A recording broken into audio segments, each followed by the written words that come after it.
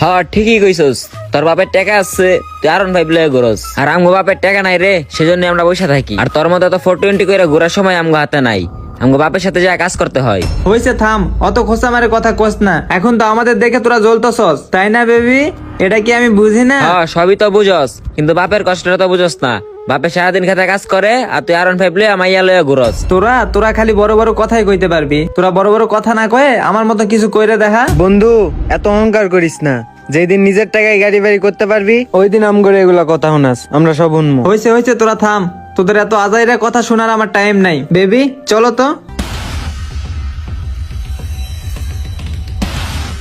হ্যাঁ ফুটানি করতে হয়, বাপ যেদিন মরবো ওই দিন আর ফুটানি করতে পারবো না, ওই দিন আমগো মতো এই খেতে যাই কাজ করতে হইব।